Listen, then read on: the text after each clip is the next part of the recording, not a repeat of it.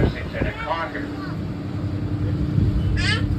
Now we have Union Wharf, Lincoln Wharf, and Battery Wharf coming up on the right. They're both built the latter half of the 1800s for the clipper ships taken out of this, leaving this part of Boston Harbor as part of the East India trade. Brought a lot of wealth back to Boston.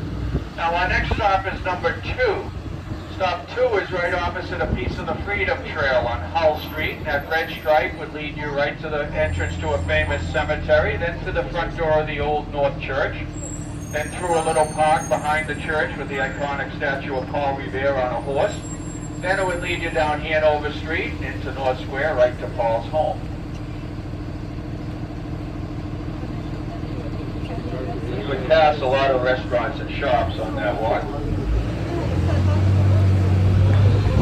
Now coming into view straight ahead of us is our Coast Guard station. Back in the 1700s, sitting where the Coast Guard is now, was the Hart Shipbuilding Facility.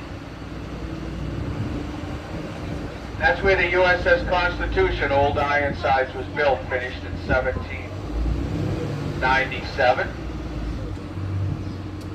And to our left is Hanover Street, angling right back towards Quincy Marketplace.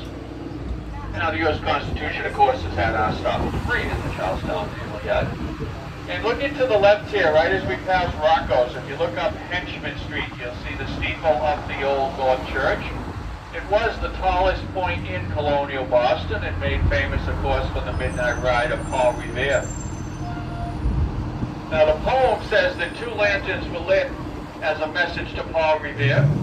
But in real history, the lanterns were lit as a message from Paul. Paul was sending a message to the militia over in Charlestown across the harbor to the right.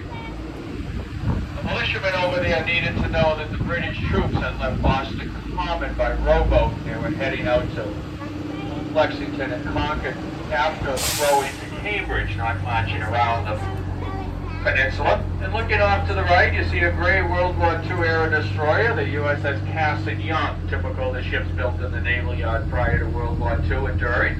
You see off to the right as well a black ship with tall white masts, that's the Constitution herself, and the Bunker Hill Monument. They're all over at stop 3. Now coming up on the left is the Copp's Hill Cemetery, the second oldest in the city. It's from the mid-1600s. And the British lined up cannons off to our left here, firing cannon shot across the harbor over to the Battle of Bunker Hill.